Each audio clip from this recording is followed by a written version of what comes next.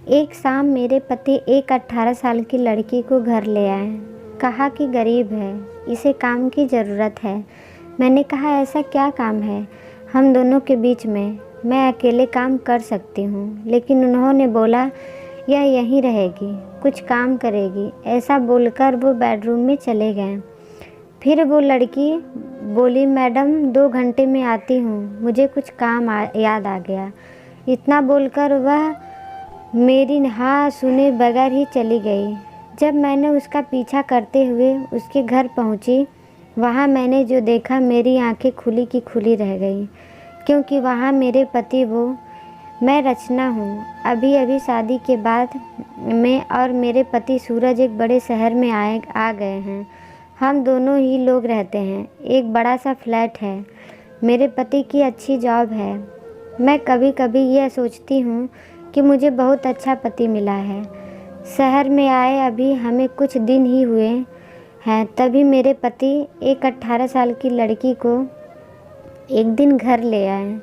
कहा कि गरीब है, इसे काम की ज़रूरत है। मैंने कहा ऐसा क्या काम है हम दोनों के बीच में, अकेली कर सकती हूँ।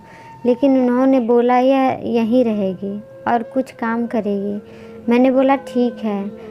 किसी अजनबी जवान लड़की को इस तरह अपने घर में रखना मुझे कुछ समझ नहीं आया, वो भी तब जब मैं मना कर रही हूँ। रात मैंने सोचा कि उसने पूछूं कि आखिर यह लड़की कौन है। लेकिन रात जब मैं मेरे कमरे में गई तब वो अपने लैपटॉप पर मीटिंग में बिजी थे।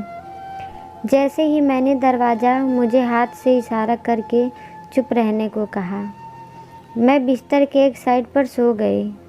सुबह करीब 7 बजे मेरी नींद खुली। तब मैंने देखा पति देव बिस्तर पर नहीं हैं। मैंने बाथरूम देखा, वो वहाँ भी नहीं थे।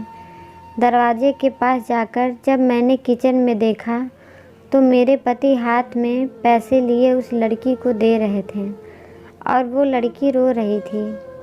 वो उसे चुप भी करा रहे थे। पैसे देकर वो मुझसे मिले बगैर बाहर मेन डोर से निकल गए।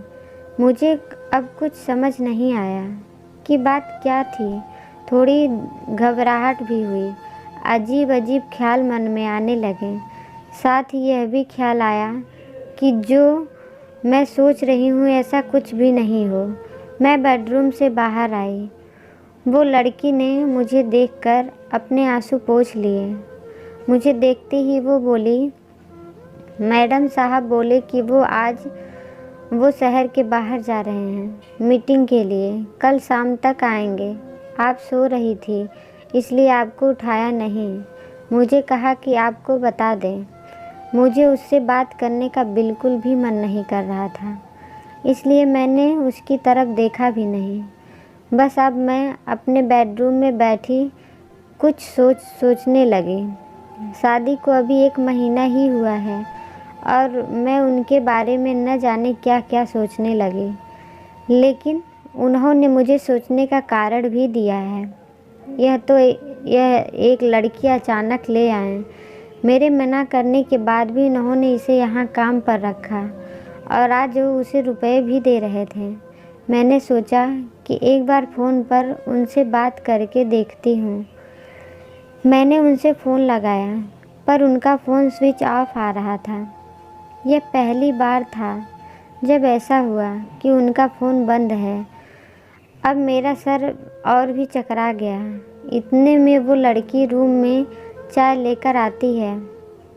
बोली मैडम चाय। मैंने भी उसको पूछा तुम्हारा नाम क्या है। बोली राखी।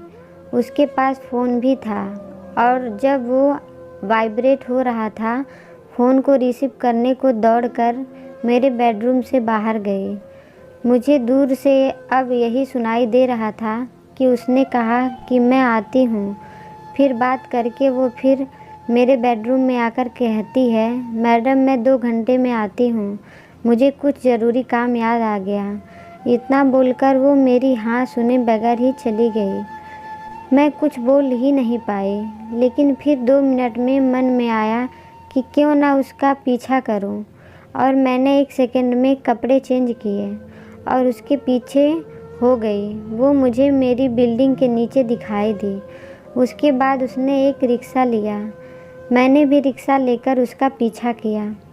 रिक्शा एक पतली सी गली में रुका।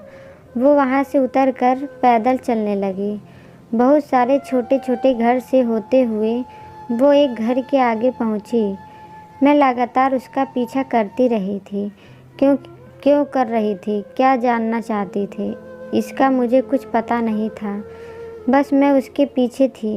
दरवाज़ा खुला और खुलते ही वो लिपट गई उसकी माँ से, जो ज़ोर से माँ और बेटी दोनों रोने लगी। दरवाज़ा बंद करना भूल गए।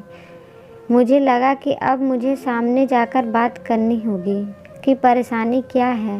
मैं उसके सामने गई। मुझे देखकर लड़की बोली, मैडम आप यहाँ पर? मैंने कहा, तुम्हारे साहब बोल गए थे कि तुम्हारा ध्यान रखना। उसकी रोती हुई माँ बोली कि ऐसा इंसान बहुत कम मिलते हैं। मैंने पूछा, क्या परेशानी है आप मुझे बताएं। माँ बोली कि इसके पिता साहब ऑफिस में सिक्योरिटी में नौकरी करते थे। अचानक हार्ट अटैक से उनका देहांत हो गया। इसका एक भाई है, लेकिन उसे पीने और जुए की लत है। वो मेरे पास एक पैसा नहीं टिकने देता था। मैं अपनी परेशानी लेकर साहब के पास गई और उन्होंने पैसों से हमारी मदद की। साथ ही उन्हें जब मैंने बताया कि इसका भाई ऐसा है, तो उन्होंने कहा कि इसका यहाँ रहना सही नहीं है, इसलिए वो इसे अपने घर को ले गए। मैं इनकी बातें सुन रही थी कि उनका फ़ोन आया। मैंने फ़ोन रिसीव किया। सूरज बोले कि उनका फ़ोन रात में मीटिंग की वजह से चार्ज नहीं था। इसका कारण बंद आ रहा था।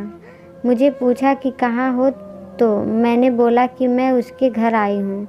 सूरज बोला, हाँ मैं रात में तुम्हें बताने वाला था, पर मीटिंग की वजह से लेट हो गया और तुम सो गई।